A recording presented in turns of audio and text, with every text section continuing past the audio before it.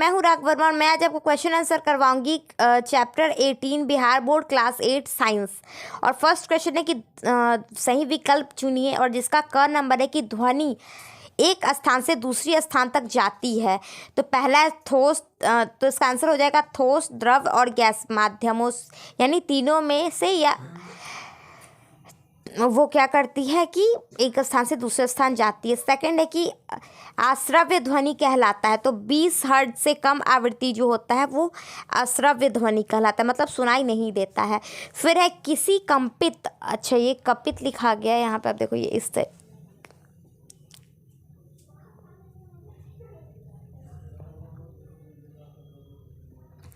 वस्तु को अपनी मध्य स्थिति के दोनों और अधिकतम दूरी तक की विस्थापना कहलाता है आयाम। सेकंड क्वेश्चन यहाँ पे है उचित शब्दों द्वारा रिक्त स्थानों की पूर्ति कीजिए।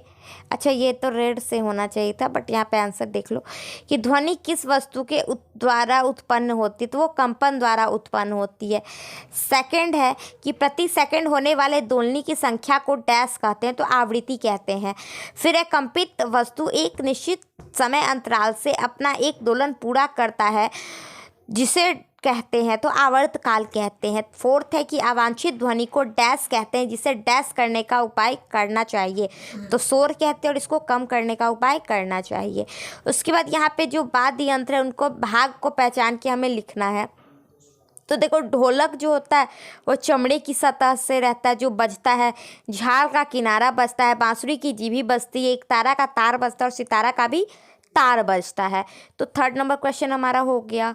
फोर्थ है कि आपके माता पिता एक आवासीय मकान खरीदना चाहते हैं जिससे आपको भी रहना है, ठीक है। एक मकान मुख्य सड़क के किनारे है और दूसरा मकान सड़क से दूर एक बगीचे के पास है जहाँ किसी सड़क का एक रास्ता जाता है। आप किस किस मकान को खरीदने का सुझाव देंगे, उत्तर की व्याख्या कीजिए। तो आप देखोगे यहाँ पे कि एक जो है वो एकदम सड़क के किनारे, तो शोर सवारा ये सब रहेगा, और वही दूसरा जो है वो एकदम बगीचे में, वहाँ पे एकदम अच्छा चहचहाहट आएगा, हरा हरा दिखेगा जब घर से बाहर हम आएंगे। तो यहाँ पे आप देखोगे आंसर इसलिए मैंने लिखा है कि हम अपने माता पिता को दूसरे मकान जो कि बगीचे के पास है उसे खरीदने का सुझाव देंगे, क्योंकि मुख्य सड़क पर हमेशा अवांछित ध्वनि सुनने को मिलती है। जैसे मेरा घर मुख्य सड़क पे है और यहाँ मतलब दिन रात गाड़ी का पेपे टेटे, किसी का बन रहा है, किसी का कुछ हो रहा है घर, तो उसमें मशीनें चलती रहती है। बगल में हॉस्पिटल है तो एम्बुलेंस का आवाज़ आता है, बगल में थाना है तो पुलिस वाले गाड़ी का आवाज़ आता है। तो मतलब कि ये जो रात जो आवाज़ है वो 24 घंटे होते ही रहता है। तो हम लोग को आदत भी मतलब इस तरीके की हो गई कि उसमें एकदम रहने की आदत हो गई है। तो ये लेकिन सही नहीं है, जिसका प्रभाव प्रत्यक्ष रूप से हमारे मस्तिष्क और कान पर पड़ता है और अप्रत्यक्ष रूप से हमें अनिद्रा, चिड़चिड़ापन, बहरेपन इत्यादि का शिकार बना देता है। ये हो जाता है, सही बात है। और दूसरी तरफ बगीचा होने के कारण स्वच्छ हवा और वायु प्रदूषण से बने रहने से मददगार होगा। और इतना ही नहीं, बगीचा होने के कारण गर्मी से भी बचाव होगा। इस प्रकार बगीचा के पास वाला मकान खरीदना श्रेष्ठकर होगा, मतलब वही मकान खरीदना ज़्यादा अच्छा होगा, है ना।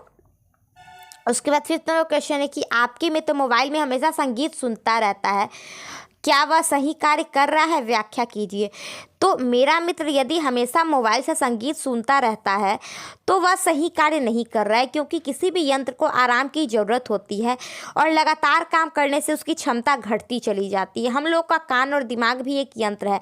अवांछित ध्वनि से तथा लगातार ध्वनि से इसका खराब प्रभाव पड़ता है और इसीलिए क्या है कि ये हमारे लिए सही नहीं है हमेशा म्यूज़िक सुनते रहना। 6 नंबर क्वेश्चन है कि मानव कान का नामांकित चित्र बनाइए और उनके कार्यों को लिखिए। तो ध्वनि को पहले हम कान लिख लेते हैं कि ध्वनि को हम जिस ज्ञानेंद्रिय द्वारा सुनते हैं उसे कान कहते हैं।